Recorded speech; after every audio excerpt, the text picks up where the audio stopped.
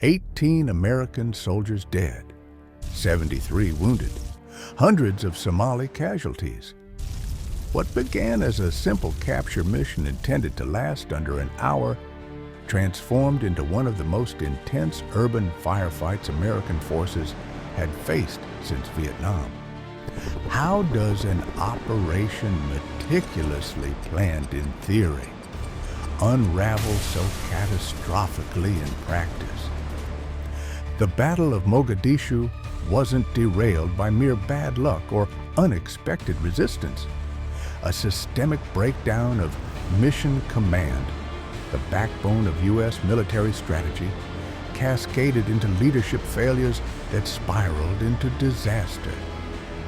In the next 15 minutes, I'll reveal exactly how these failures unfolded on Mogadishu's streets and why these same principles matter in any high-stakes situation. What if I told you the U.S. military has a framework specifically designed to prevent the exact type of catastrophe that unfolded in Mogadishu? A system that, when properly implemented, creates resilience in the face of chaos and uncertainty. This framework is called Mission Command, and its absence, or rather, its systematic dismantling, lies at the heart of what transformed a straightforward capture operation into one of the most infamous military disasters in recent American history. Mission Command represents a fundamental shift in military thinking. At its core are 6 critical principles: competence, mutual trust, shared understanding, commander's intent, disciplined initiative, and risk acceptance. These form the architectural support beams of modern American military strategy, particularly in unpredictable combat environments. The evolution of Mission Command came at a steep price. The rigid, hierarchical command structures of the Vietnam era proved catastrophically inadequate against decentralized enemies in complex terrain. Commanders found themselves handcuffed by distant authorities who lacked situational awareness, yet controlled all decision-making. This system collapsed under pressure, unable to adapt when minutes or seconds determined survival.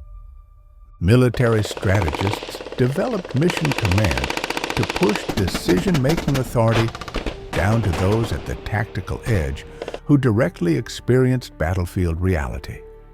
Rather than waiting for orders through a cumbersome chain, junior leaders could take immediate action based on their understanding of overall mission objectives. This approach transformed operations like Desert Storm.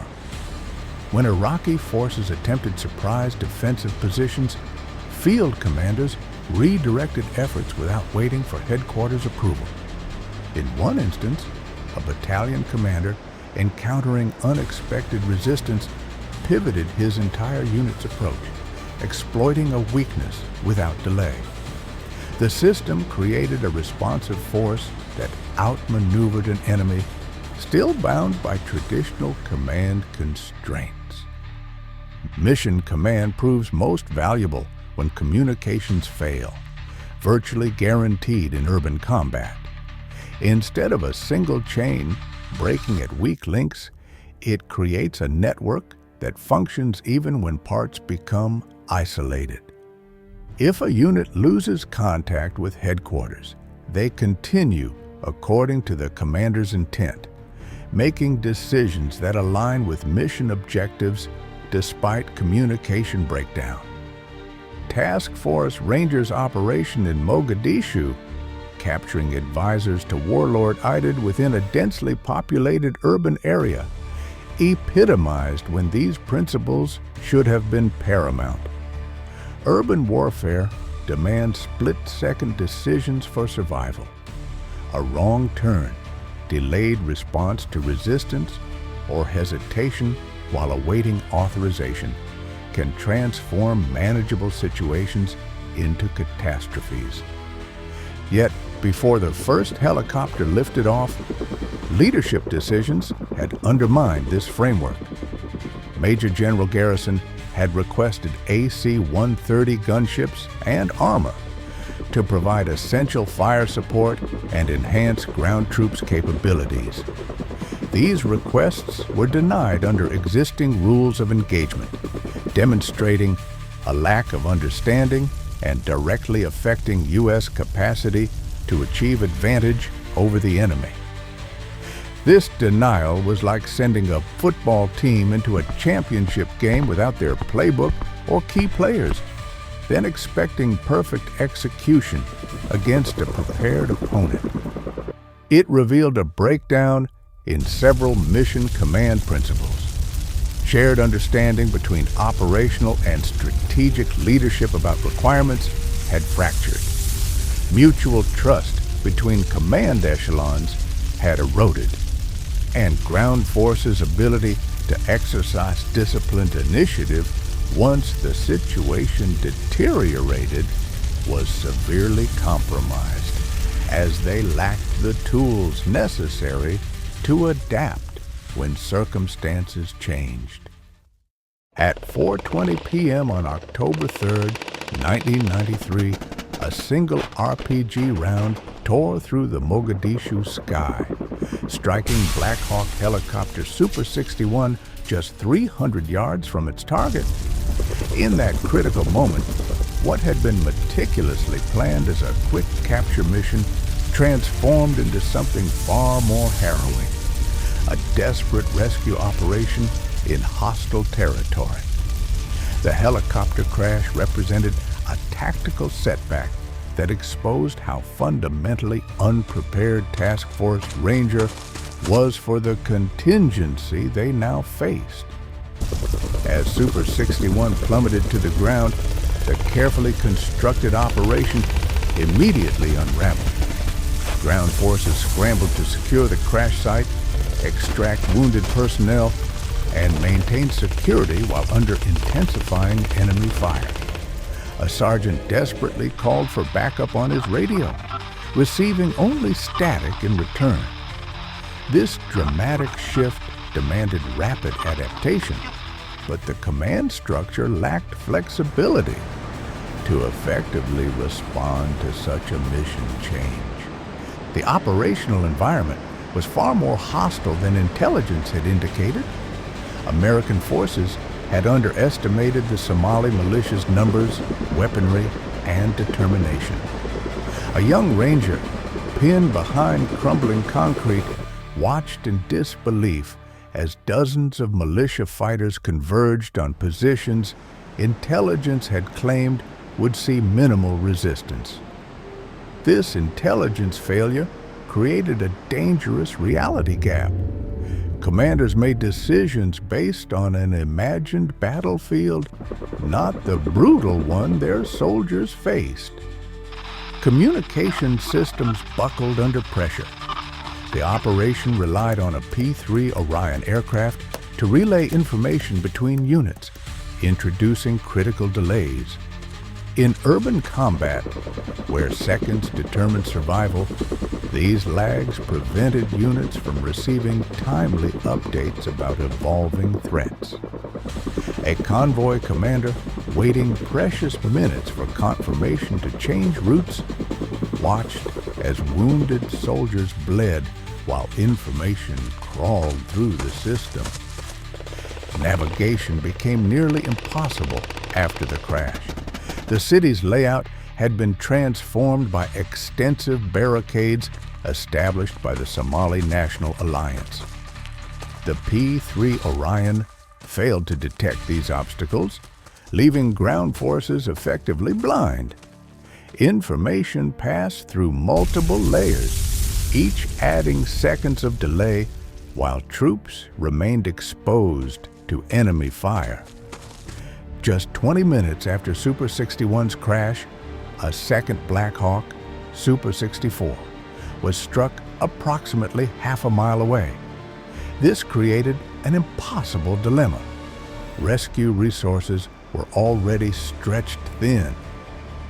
The convoy attempting to reach the second crash site became entangled in Mogadishu's streets, eventually forcing them to abandon their rescue attempt. The operation's rigid planning became increasingly apparent as circumstances spiraled. Despite clear evidence that the original approach was failing, the command structure struggled to pivot. This inflexibility directly contradicted principles of adaptability that mission command philosophy demands. As medics worked frantically to stabilize wounded soldiers, leadership remained anchored to an operational framework designed for conditions that no longer existed. Ground commanders' ability to exercise initiative was compromised by inadequate contingency planning.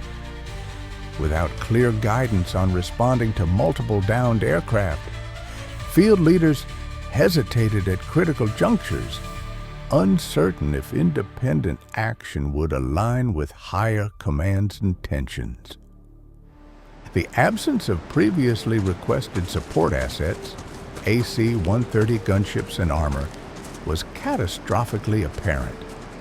Without this firepower and protection, Task Force Ranger improvised rescue efforts using inadequate resources. What began as a 30-minute raid extended into a 15-hour nightmare as failures compounded. Each breakdown triggered new failures, creating a cascade effect that multiplied the chaos exponentially.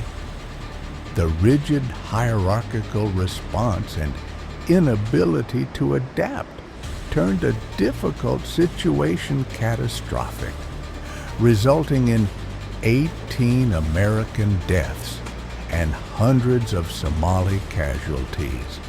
The reverberations of Mogadishu continue to echo through military corridors today. The NCO Journal points to this battle as a critical case study that fundamentally altered military doctrine. What's particularly striking is how subsequent analysis revealed that better understanding of the operational environment could have prevented many casualties through more effective planning and maneuvering. When viewing Ridley Scott's portrayal, recognize the deeper narrative beneath the gunfire, a story about catastrophic resource limitations and collapsed command structures. The blood spilled in those streets became the catalyst for reimagining mission command principles guiding modern warfare. What might our military look like today had the echoes of Mogadishu didn't just fade into the dust? They reshaped doctrine, rebuilt trust, and reminded us what happens when the chain of command breaks. At Daily Story News, we don't just retell history, we decode it. We expose the forgotten. We give voice to the silent headlines. So, if you're drawn to the truth behind every story, hit subscribe and join us in uncovering the moments that shaped the world. Because every headline has a heartbeat.